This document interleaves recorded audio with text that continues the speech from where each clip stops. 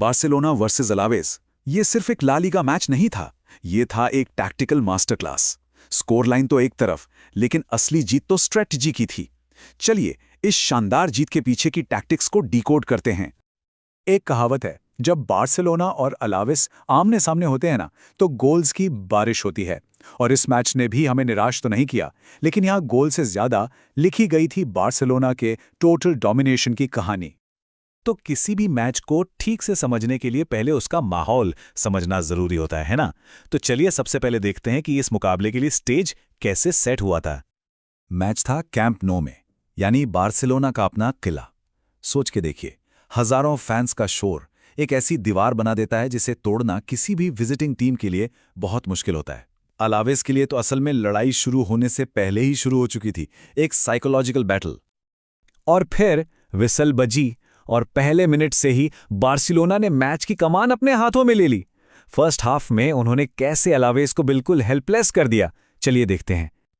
Barcelona का plan शुरू से ही क्लियर था, हाई प्रेसिंग गेम। उनके फॉरवर्ड्स ने अलावेस के डिफेंडर्स को सांस लेने का भी मौका नहीं दिया। इसका नतीजा, अलावेस अपनी ही हाफ में कैद होकर रह गए। इस जीत का असली इंजन वो था बार्सिलोना का मिडफील्ड।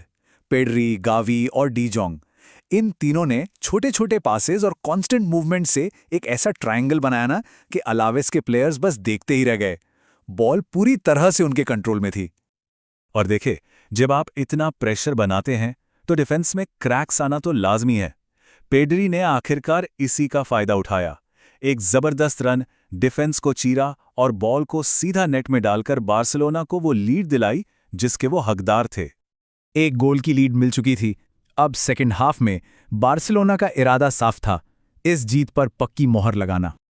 सेकेंड हाफ में स्टेज संभाला उनके स्टार स्ट्राइकर रॉबर्ट लेवेंडोव्स्की ने। उनका वो डिसाइसिव गोल, उसने सिर्फ स्कोर 2-0 नहीं किया, बल्कि अलावेस की वापसी की हर उम्मीद पर बिल्कुल ताला लगा दिया। और इसी के साथ फाइनल विसल पर स्कोर था बार्सिलोना 2 अलावेस 0। एक कन्विंसिंग और पूरी तरह से वेल डिजर्व्ड जीत। अब ऐसा भी नहीं है कि अलावेस ने कोशिश ही नहीं की, बिल्कुल की। उन्हें काउंटर अटैक्स पर कुछ अच्छे चांसेस मिले, लेकिन बार्सिलोना की उस सॉलिड डिफेंस के सामने वो उन्हें गोल में कन्वर्ट नहीं कर पाए। मैदान पर तो बार्सिलोना का दबदबा साफ दिख रहा था, आम आंखों से।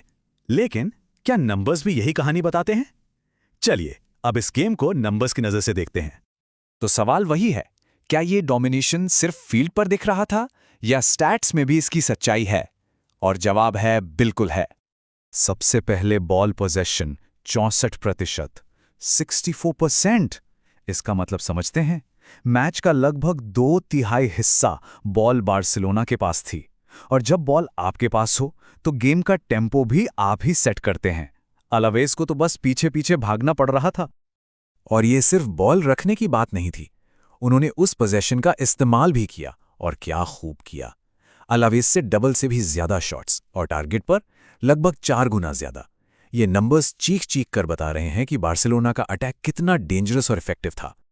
हर बड़ी जीत के पीछे कुछ शानदार इंडिविजुअल परफॉर्मेंसेस होते हैं। तो इस मैच का स्टार कौन था? प्लेयर ऑफ द मैच कोई और नहीं, पेड्री, उनके उस एक्सेप्शनल मिडफील्ड कंट्रोल और गेम पर उनके जबरदस्त इंपैक्ट के लिए।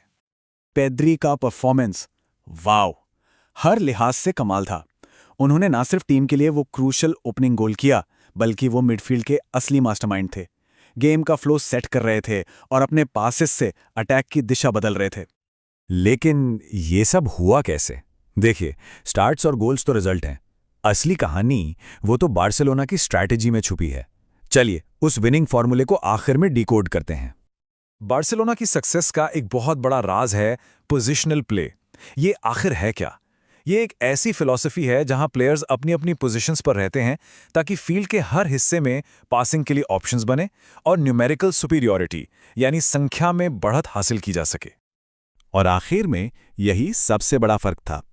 अलावेस के पास एक डिफेंस था, एक सॉलिड डिफेंस, लेकिन बार्सिलोना के पास एक पूरा सिस्टम था, प्रेसिंग, पासिंग और पोजिशनल प्ले का एक ऐसा जाल जिसमें अलावेस आखिरकार फंस कर ही रह गए।